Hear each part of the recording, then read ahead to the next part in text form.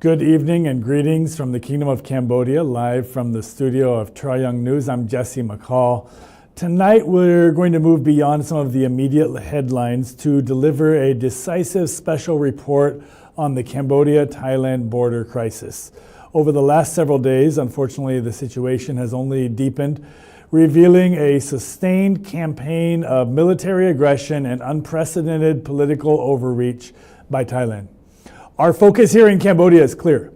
We condemn all acts of aggression by Thailand and demand immediate total respect for international law, for the ceasefire, and for the diplomatic frameworks that have been designed to prevent war.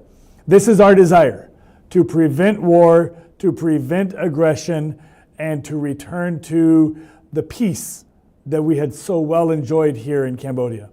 And this peace was a very precious and has been a very precious peace that every Cambodian citizen has cherished, has protected, and unfortunately through these acts of aggression, as well as the unprecedented political overreach by Thailand, this peace has been tarnished.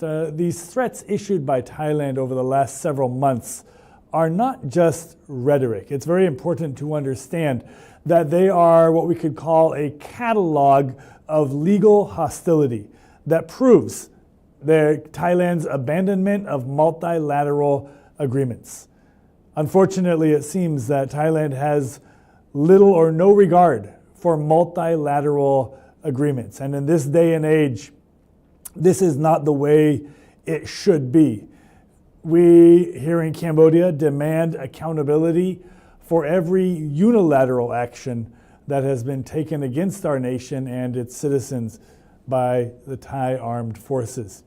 I want to remind you of the current detention of 18 Cambodian soldiers, that their continued detention for over 50 days.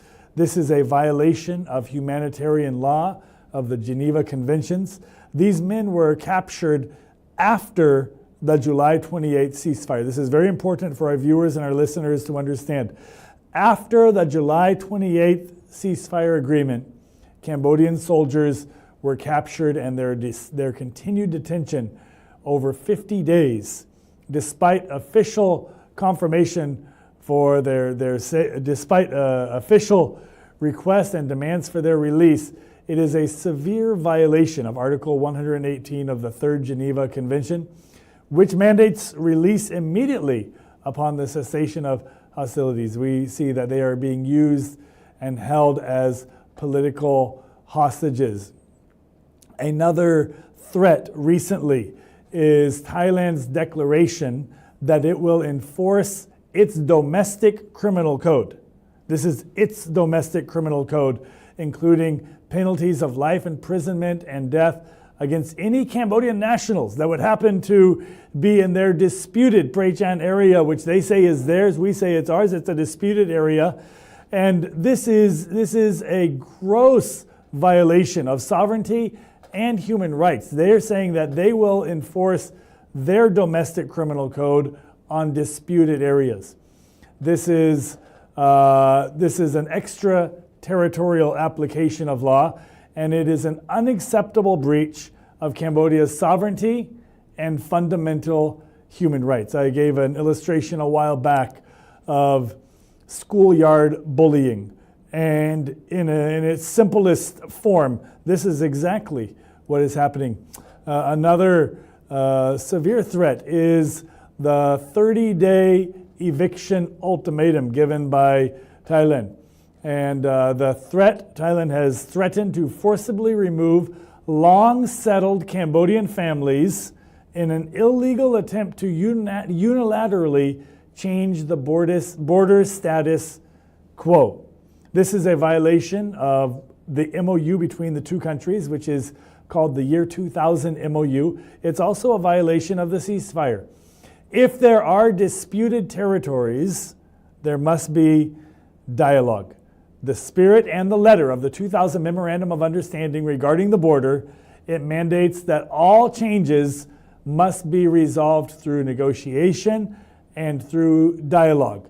But unfortunately, just a few days ago, Thailand gave a 30-day ultimatum, eviction ultimatum, without any dialogue, without any negotiation, to families that have been long settled in these areas, to Cambodian families that have long been settled in these areas. Of course, I can remind you that since June, Thailand has imposed unannounced, uncoordinated full closures of major border checkpoints across its 6 provinces. This was not a bilateral decision. It was a unilateral action taken by the Thai military that, of course, has severely harmed traders on both sides, and it's violated the spirit of ASEAN economic cooperation. And so this is another violation of bilateral protocol and trade norms by Thailand. I can also remind you of another gross violation of international humanitarian law, and that's the Thai military using cluster munitions during the July conflict. These are weapons that are inherently indiscriminate, even though Thailand is not a signatory of the Convention of the cluster munitions, but the deployment of these such weapons, it violates the core principles of the Geneva Conventions by failing to distinguish between combatants and innocent civilians. There's been a rejection of the International Court of Justice and United Nations mediation by Thailand. And Thailand has consistently rejected Cambodia's proposals to submit the dispute to the International Court of Justice, a peaceful legal body, a third party. Rather, Thailand has chosen to rely on unilateral military judgment. This choice proves that Thailand lacks confidence in its own legal standing, and it prefers the path of power politics, bullying, aggression, armed aggression. I need to reiterate for the international community that this aggression is not random. It is the tragic consequence of Thailand's internal political chaos and the Thai military's institutionalized power. A pattern of military interventions over the last many decades in Thailand, including the coups of 2016, 2014, the current political crisis where prime minister after prime minister has been disposed of. It shows that the military, and this crisis relies on martial authority. It has empowered a military establishment that believes it is above the law. And this is what Cambodia is suffering from. A Thai military establishment that believes it is above the law, both in Thailand and especially across the border here in Cambodia. And an unaccountable force. When the Thai Prime Minister recently was asked about the border crisis in Cambodia, he deferred authority to the military. He confirmed that this aggressor, Thailand, is choosing military fiat over diplomatic maturity. And this is again forcing Cambodia to appeal to the highest international bodies for protection. Cambodia's unwavering demand for respect in the face of this immense pressure, and this has been a lot of pressure for us here in Cambodia. Cambodia has acted with the utmost restraint and commitment to the rule of law.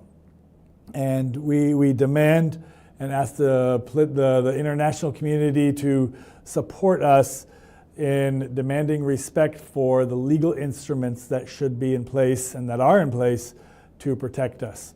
We ask for respect for the various frameworks. We demand that Thailand adhere to the July 28th ceasefire agreement, the year 2000 MOU regarding the disputed border areas. We call for the Joint Boundary Commission, the JBC, the only valid mechanism to convene immediately. We demand the release of our Cambodian soldiers. The immediate and unconditional release of the 18 Cambodian soldiers must be prioritized. We demand for international oversight. We demand the full deployment of the ASEAN Observer Team, IOT, and the UN fact-finding mission to expose the pattern of military aggression and witness Thailand's attempts to use martial law on Cambodia's sovereign territory.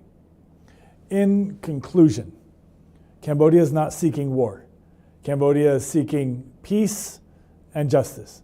Cambodia is demanding that the rule of law prevail over the bullies' force. Cambodia's sovereignty is not negotiable, and Cambodia will continue to defend its citizens and its land through principled strength of legal standing. So, wherever you are around the world, we ask for your support in supporting Cambodia, a country that has made its identity peace. Support our endeavor of peace. And it's very unfortunate that in this day and age, a country like our neighbors in Thailand can have this bully, above the law attitude and mindset. And we ask you, wherever you are around the world, to not just support us, but to stand up for peace and justice for the Cambodian people. And we'll bring you more breaking news and essential news as it comes through over the next several days. Thank you for joining us, and this concludes our special report for tonight. Thank you for watching. Good night. ជម្រាបលាលោកអ្នកបងប្អូនទាំងអស់គ្នាយើងនឹងជួបគ្នានៅក្នុងពេលឆាប់ៗខាងមុខតែម្ដង